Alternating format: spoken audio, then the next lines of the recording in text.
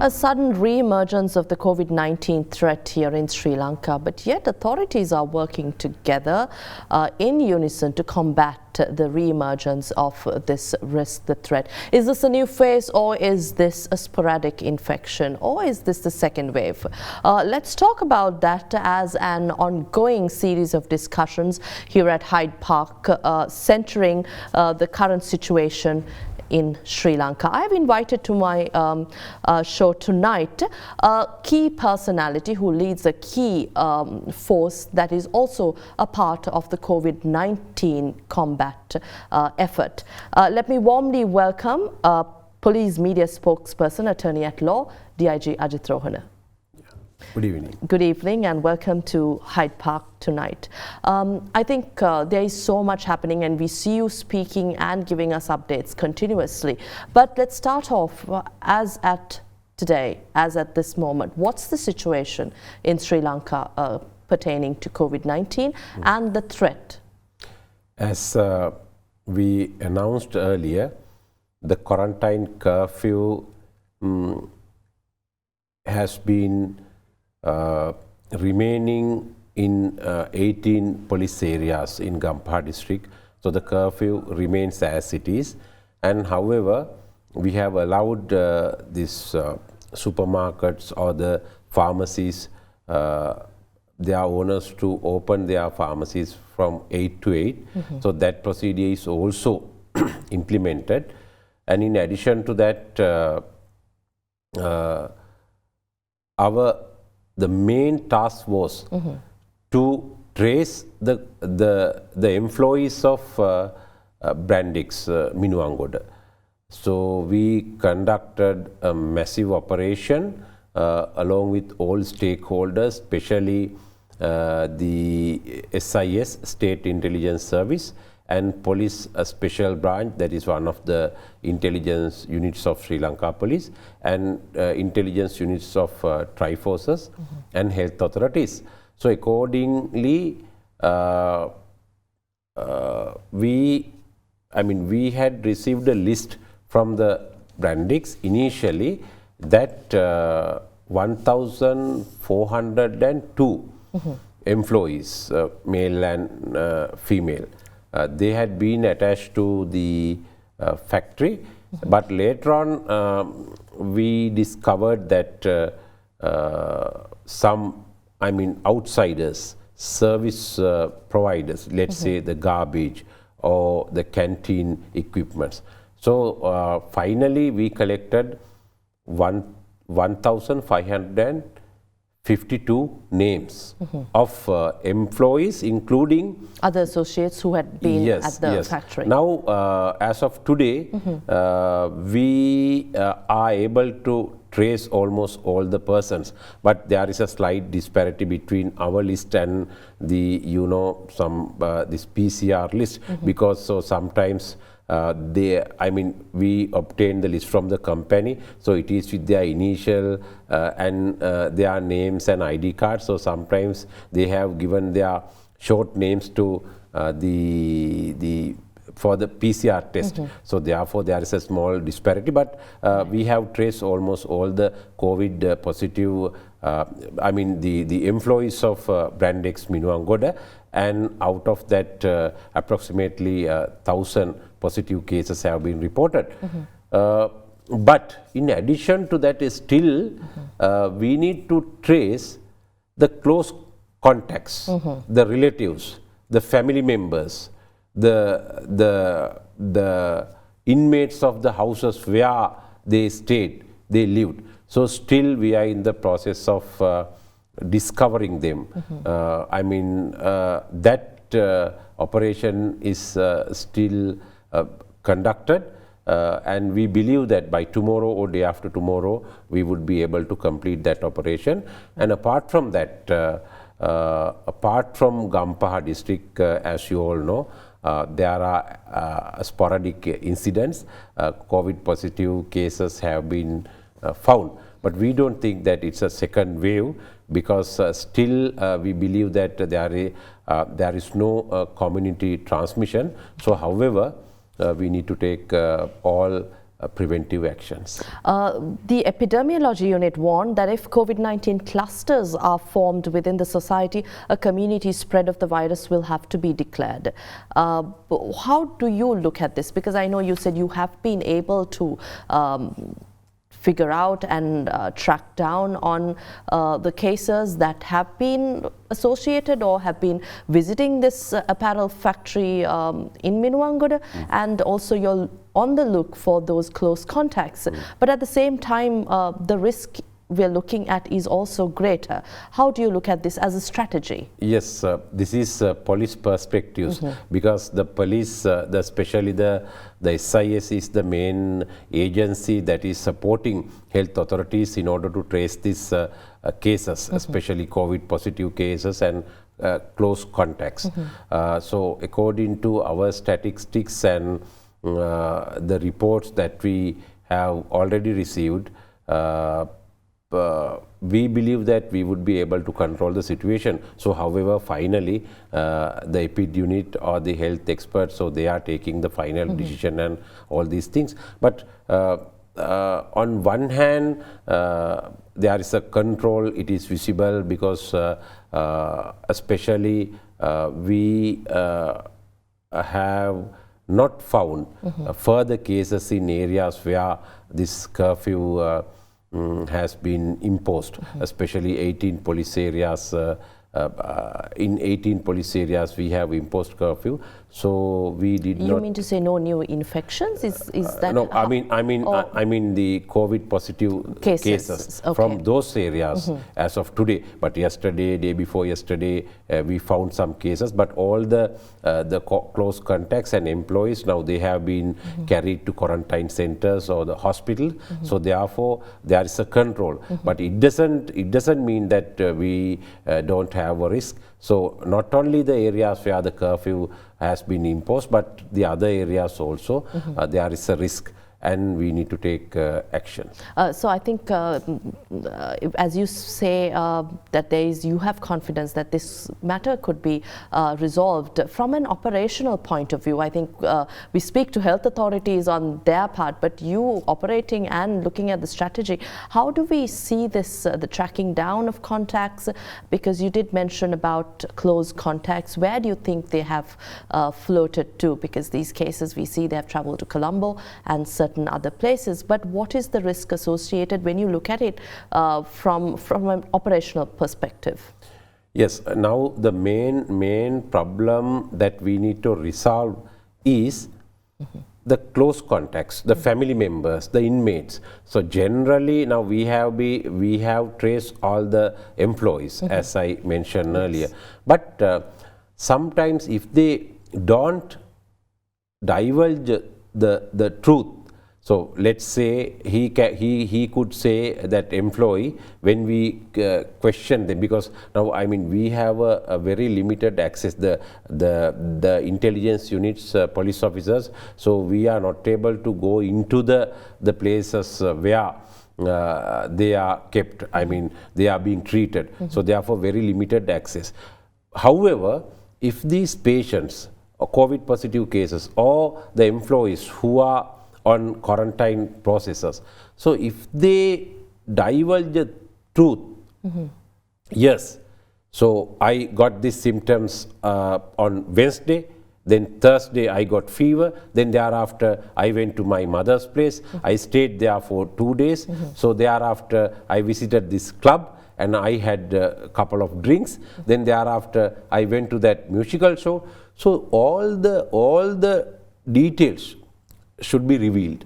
Otherwise, it is very difficult to police or the intelligence officers to trace the whereabouts. So that is the biggest problem that we are tracing. So we believe that, I mean, some of the employees, the majority, so they divulge the truth, they reveal everything, and so therefore we are able to trace all the close contacts. But some employees, they are reluctant. So that is the problem. And on the other hand, the relatives or the inmates of the houses where these employees stayed, so they are also reluctant for quarantine procedures, and apart from that, self-quarantine procedures. So that is also a problem that we have identified. Right. I think we'll take a short break to talk about the current situation in Sri Lanka with the police media spokesperson, DIG Ajith Rohana.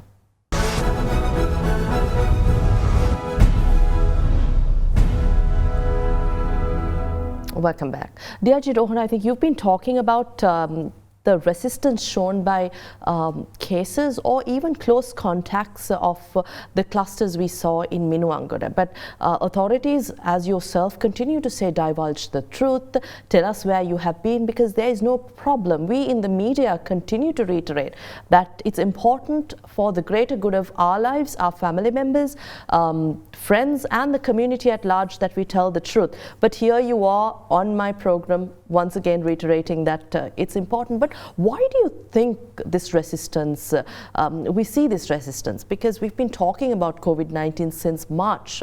Is there some sort of stigmatization in society surrounding cases? Is there some sort of stigmatization at employers, by employers, or at employment institutions or the government? What's happening here? Well, it's a very good question. Now, as we all know, initially we imposed quarantine curfew on the 18th of March. Then thereafter, it had been remaining for a period of 3 months. Then thereafter, it was lifted. Right. So during that period, the whole country was closed. And I mean, in comparison to other countries, we were able to control the situation rapidly. So therefore, one of the reasons is because our people still, they have not understood the gravity of this pandemic. But because we have, I mean, 13 deaths, we have 13 deaths. And but if we analyze the situation in other countries, so the army soldiers, they are awaiting near the cemetery or in the vicinity of the cemetery to bury or cremate dead bodies because the load is very high.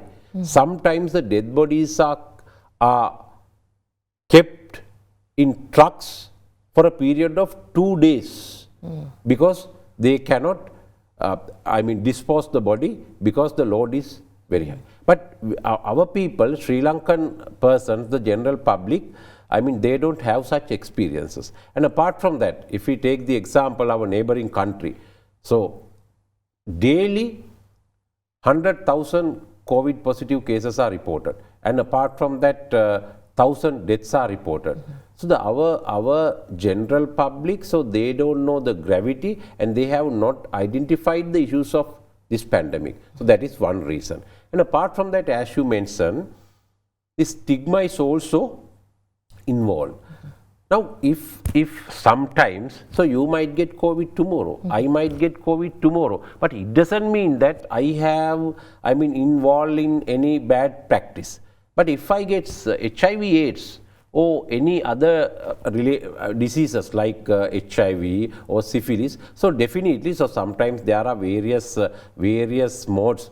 I mean, you can get that type of diseases. But the general public, the society think that, so because that you got that disease because of your bad conduct.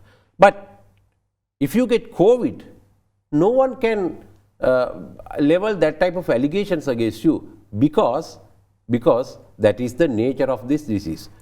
The president of the USA, he got this disease. The future king of the UK, Prince Charles, he got, and apart from that, the Prime Minister of the UK, they got. I mean, irrespective of the wealth, race, religion, the citizenship, so everyone is getting this disease. So therefore, some persons, so they think that if I divulge that, okay, so I am having COVID, so I have been reported as a COVID positive patient, so it is a discrimination. Or sometimes they might think that, I mean, the people in the vicinity, the neighbors, they will criticize us. No. the COVID positive patients or the suspicious, symptomatic patients. So they should not think in that way. So it is common to everyone. Then the other thing is, as you mentioned, the neighbors or the relatives, they should not criticize or discriminate the patients who are getting COVID. So it is vice versa. Otherwise, the people, they are reluctant to reveal the truth, then we are not able to control the disease. So this is the main problem that we have identified. As you mentioned, the resistance is there because of, on one hand, a very poor knowledge about the pandemic, and apart from that, they think that if they divulge the truth, then they are discriminated or stigmatized. Regardless of stature, this virus has taken people down, has infected them, but I think with proper hygiene, as you say, with proper practices, we can avoid it. But if, for example, I come into contact, because let's take you and I as an example, DIG Rohana, so that our viewers will understand what to do. If you did come into contact with somebody from the Minuangura cluster or somebody who have been tested positive, and now I have come into contact with you, what must I do now? Should I contact the police or should I go to the hospital? I think, or should I stay at home? Because this time around we see that we don't encourage rapid hospitalization either, because there's a massive load again. What should I do here? Yes, now as you all know, now a couple of months back when you, use your phone, so it is there, so every time you can listen the symptoms of this disease. The fever, then apart from that sometimes cough, cold, then apart from that sometimes the problems with lungs and all these things, everyone knows it. So therefore, so if you are getting a heart pain, it's a different thing.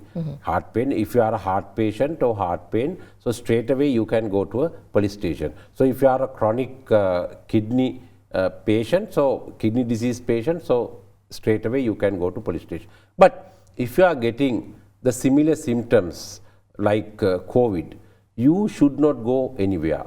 You must stay at home. Please please call the nearest police station, or otherwise 119, our main communication center. So mention your name, mention your address, or otherwise sometimes people mention their postal address. So postal address, sometimes we are, immediately we are not able to trace that address, but you can say, so my house is in front of that particular bookshop or that particular tower, then immediately we can landmarks so that there is, they can be located. Then the police is going to contact the health authorities, and this ambulance system is also operated in the Western province. So therefore, along with health workers, we can send a vehicle, we can send an ambulance to that place. And you should not move. You have to stay in the place, because if you use a three-wheeler, or if you use a vehicle, taxi, or your own private vehicle, or public transportation, what happened? So everywhere there's a risk of transmission. There's a multiple context. So therefore, so the best thing you can do is you have to stay at home. Stay at home, inform the police, then we are taking appropriate action. Couple of months back, the similar incident happened in Ragama. That particular patient was from, I think, Jailo, Kandana area. So he got COVID symptoms. Then thereafter, straight away on a taxi, he went to the hospital. He went to Ragama hospital. Then the whole ward was quarantined. The doctors, the health workers, the other patients who were in the OPD area, so everyone was quarantined. So therefore, then it will create a disaster. So you have to stay at home and inform the police, or otherwise, or the local police, or otherwise 119 center. Right. I think, even if we suspect we may have come into contact with the COVID-19 case, or somebody who has been in the vicinity where a case was tested positive, we have to be self-isolated. remain in self-isolation at home and then contact authorities. We'll speak more after we return from this break. Do stay with us.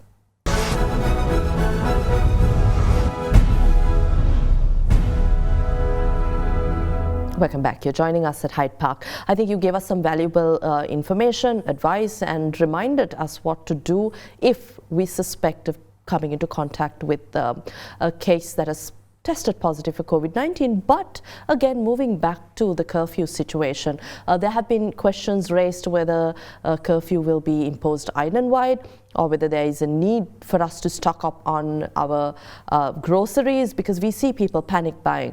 But I think even yesterday I spoke to the Army Commander himself. Today I have you here at my show. But I'd like to ask you from a legal background. You are an attorney at law. You can give us some legal perspective here. What does quarantine law mean? Because there are a lot of questions on how effective this is. What is the purpose and what kind of action authorities can take under this law? Well, generally, I mean, I am not in good terms with these British rulers, because sometimes they destroyed our culture, you know, our inherited things and all these things. But I respect them because of this excellent legal system that they created in our country. When they started ruling in 1796, they enacted various laws. Especially if we analyze the laws or the ordinances, regulations that they have enacted 100 years ago, so still those laws are, they have a validity, and the laws are compatible with today's situation. So one of the enactments that is related to public health is Quarantine and Prevention of Diseases Ordinance.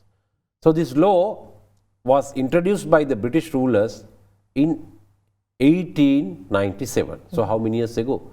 123 years ago.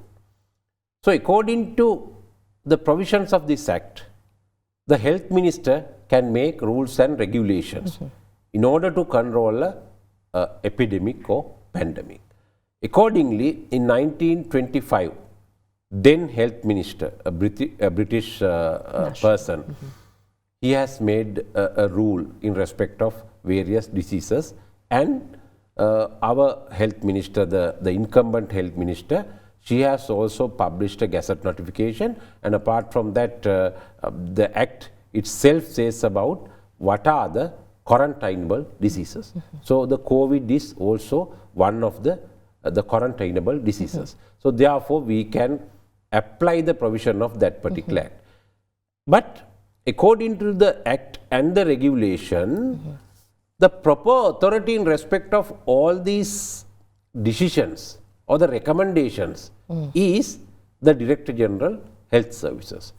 But in terms of the provisions of Section 37 of the regulation, he can delegate his powers to anybody. So therefore, Director General Health Services has delegated his powers to the Acting Inspector General of Police. And accordingly, in terms of the Section 52 of the regulation, we impose quarantine curfew, because the Section 52 says about disease locality. So therefore, within a disease locality, the public movements could be restricted.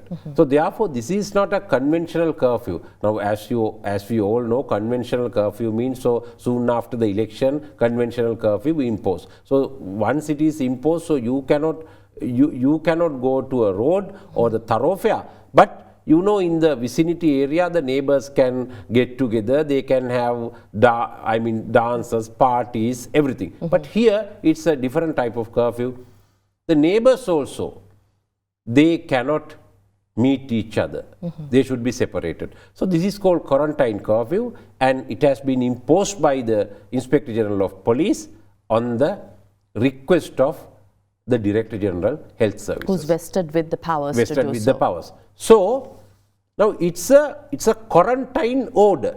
So once it is imposed, the Inspector General of Police inform the general public in the area by using loudspeakers or any other instruments. Yes, in your area, quarantine curfew is informed and enforced. And apart from that, through the media, I myself as the media spokesperson, so we make constant announcement and we are sending notices, press releases, then you also telecast it.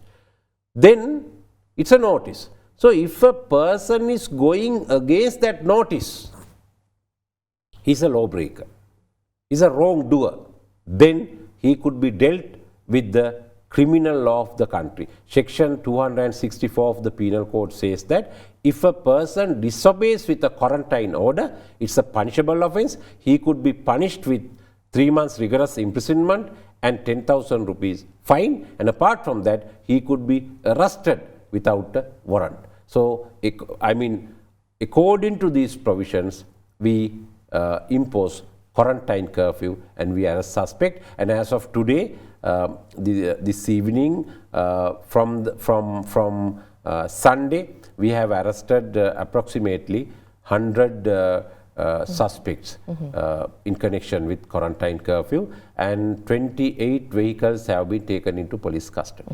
Those who fail to comply with the quarantine order will be dealt severely by the law under criminal law. But again, I'd like to ask you, in the implementation and the application of the provisions of this quarantine laws and the curfew, have you seen any challenges going forward? Because I know the police is continuously working to do this, but you too may see challenges. But what are these, so that we discuss these? Yes, there are various type of challenges. Especially, we are making constant announcement to general public. Now, I mean, I contacted some of the OICs who have arrested these suspects. So, why you came out? I mean, generally police question them. They say that no, I needed to go to the shop, but in the night the shops are closed. And apart from that, so some persons, they don't have any idea about quarantine curfew, even though we have made constant announcement. And apart from that, some people, so I mean, during this curfew period, so they know that all the roads are empty, the area is empty, so therefore they can do their illegal activities, transporting timber, transporting illegal liquor, transporting ganja, heroin, drugs, and they can do whatever the things that they want, I mean sands or, so therefore the 25% of the suspects, I mean, who have been arrested since Sunday, so they have broken the rules quarantine curfew, and apart from that, they had engaged in various illegal activities during curfew period. Talking about the application of this quarantine law, are you also taking severe action against those who don't wear face mask, or those who, I mean, do not adhere to health and safety precautions and guidelines issued by the government? Yes. Those guidelines and the procedures have been published in the website of the Ministry of Health, with the signature of the proper authority. Who is the proper authority? The Director General Health Services. So, if the Director General Health Services has published that type of notification in the official website, so it's also a quarantine order. So, it's an order. It's not a request. It's not a mere guideline. It's an order.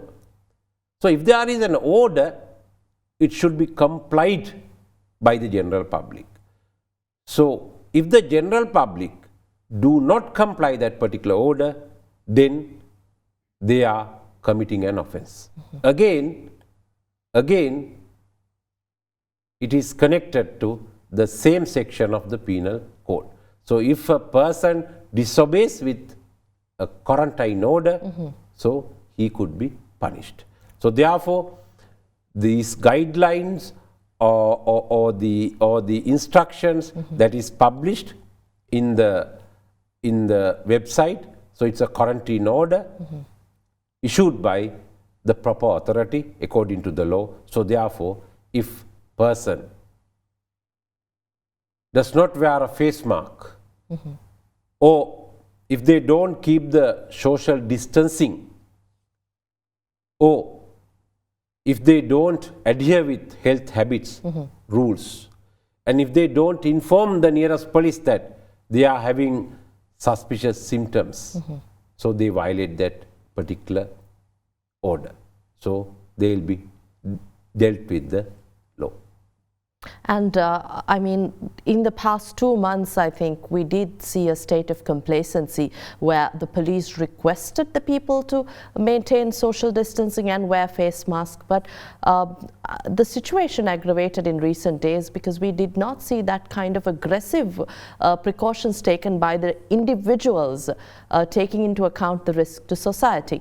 But now we see once again people wearing face masks going into this. But during this grace period, what sort of changes did you see? The grace period means because, as I mentioned earlier, our general public, they did not realize the real situation in the world, the real pandemic situation in the world. So if they had seen the death bodies, the COVID positive patients, so the many countries now, according to the statistics of World Health Organization, we have 3 or 4 ICU beds per 100,000 patients according to our population. Right. But a country like the USA, they have 32 beds for 100,000. Italy, they have 13 beds for 100,000, but we have 4 beds. So, I mean, in respect of the health conditions, so they are the best countries. But they were not able to control the situation, and their infrastructure were not sufficient to deal with the pandemic, because the many people, they were treated at home and they died because the health workers, the other authorities, they didn't have the capacity. But in our country, still we are running quarantine centers. Now if you go to the internet or websites, you can see most of the countries, they don't have this compulsory quarantine centers. So if a person is having suspicious symptoms, so he is asked to stay at home, home quarantine. But we are running that centers. And apart from that, especially the doctors of army, they are monitoring the situation, the PCR tests are conducted. So, I mean, answer to your question is, our general public, still they have not identified the problem, they have not realized the real situation in respect of COVID-19. And not understood the risks associated with this global pandemic, which has not only taken down individuals, but presidents of nations, authorities and key personalities that we talk about. But we'll speak more at Hyde Park during the next few minutes once we return after this short break.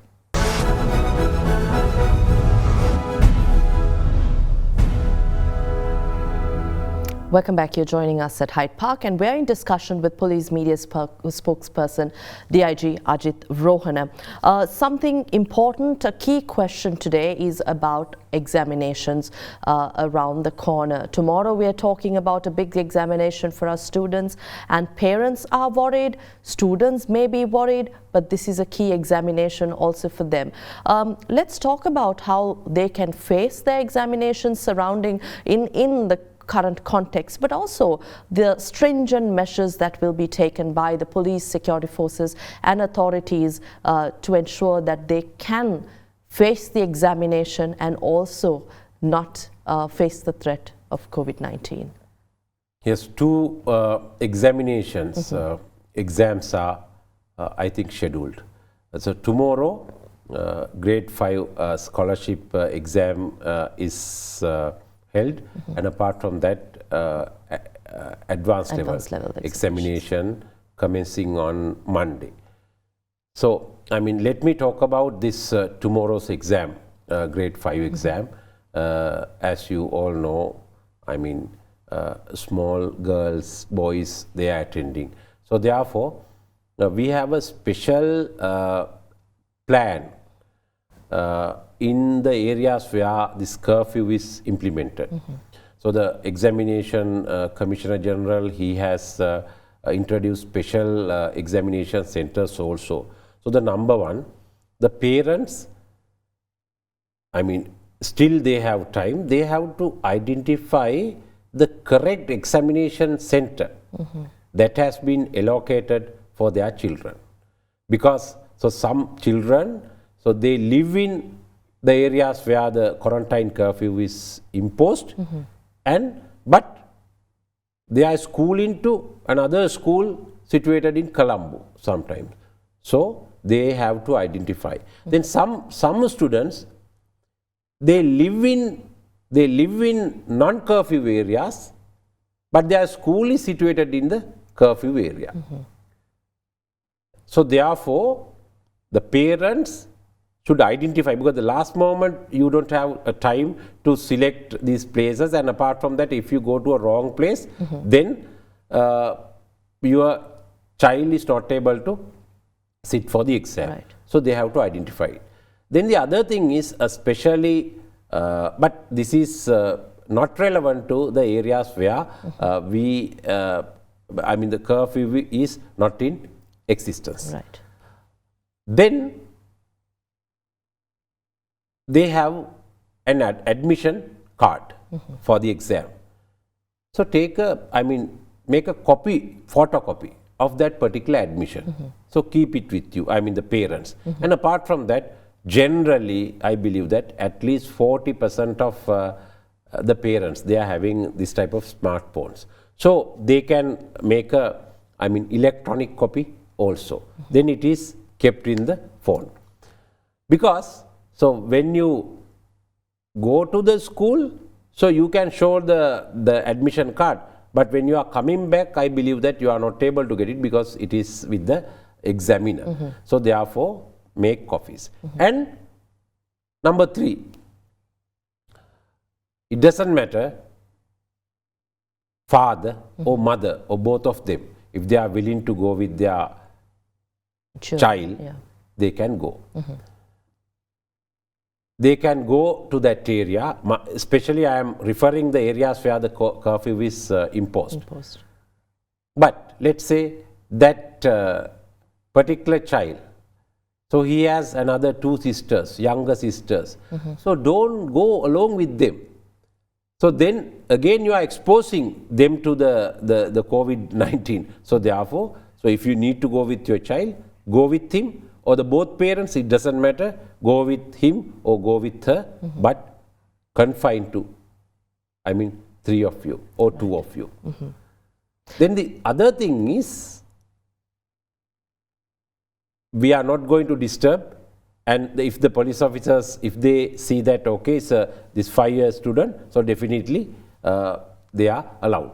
But after the exam, so you have to be careful. So generally, as we all know, so after the exam, children gather, the parents gather, they are going to discuss all the questions. So what are the questions you answer? You should not make any gathering. So soon after the exam, leave the place and come to your residence. So this is the request that I need to make. Right.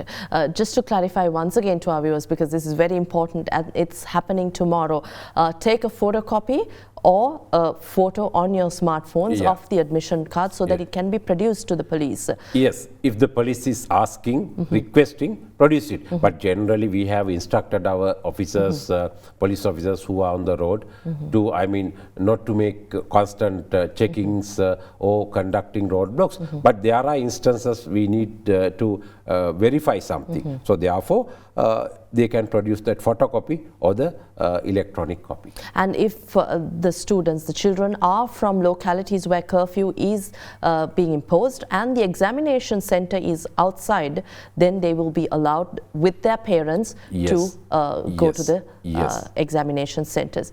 And if it's vice versa, still that will be arranged and allowed. Yes, and apart from that, I believe that they can use public transportation also. So generally, we had made some announcements earlier that if the public transportation is used by the passengers, so that those vehicles cannot stop in the areas where the curfew is imposed. But tomorrow, that restriction is removed because of this. So it doesn't matter. So if they have a bus going towards Kandy, but the examination center is in Yakkal area, so the curfew is there, but they can get off. What is the mechanism for children who might be from homes where their parents or family members or relatives have come into close contact with COVID-19 positive cases or associates? What's the mechanism? Yes, I think the constant announcement had been made by the health authorities, and apart from that, the examination department, the Ministry of Education. So they have to adhere with these instructions and advices, and apart from that, we also, the police, we have a mechanism to monitor the situation. We are deploying police officers at every and each examination centers. But this is especially we are talking about the examination centers that are situated in these curfew areas. But I need to explain something about the other examination centers. So now the risk is there everywhere elsewhere throughout the country. So we have to identify the risk. So therefore, it doesn't matter. Sometimes there is an examination center in Galle or Jaffna or Batticaloa or Badulla or Kandy. The parents, they should identify the risk, and there won't be a public gathering. So after the examination, so the children generally they talk each other, the parents they talk each other, but even in out of areas, out of curfew areas, they should not make any gatherings. So soon after the examination, they should leave the place, depart the place. And the other thing is, if you are going with your child, you have to wear a face mask. It is mandatory. And apart from that, the other health habits, washing hands and all these things. So constantly you have to do it. So before the exam, so send your child into the examination center, cleaning his or her hands, and soon after the examination, so wash his hand. Right. Before we wrap up the show, I think there's something very important again to talk about social media and information, unverified information that is not signed off by you or the health authorities, the security forces leaders, or the government, the president, are being shared on social media. Sometimes this is raw data which is not being verified, which has no basis. But then people subscribe to these, people listen to this, watch these or read these, and there is a lot of panic created in society. And at the same time, we did also see a list of names being circulated of COVID-19 positive cases. But this is also an infringement into privacy against the privacy laws at the same time. But what advice do you have? I think more than advice, I think you have strong words here also to perpetrators. Yes. So there are two things. Number one, if a social media post divulges the identity of a COVID patient with his or her face, a picture, and apart from that whereabout, so it is damaging the quarantine procedure. The people are reluctant to give their samples for PCR test. So therefore, there is a section in the criminal law, if a person is obstructing a quarantine procedure, it is an offence. So therefore, definitely, if these details or the pictures or the faces of COVID positive patients, if it is published in the social media, it is an offense. It is an offense. It is not confined to social media, but to other media, any sort media, of broadcast or newspaper, yes, or anything, newspaper. Or even among individuals to share information, personal information. Yes. And number two, as you mentioned, creating these panicky situations.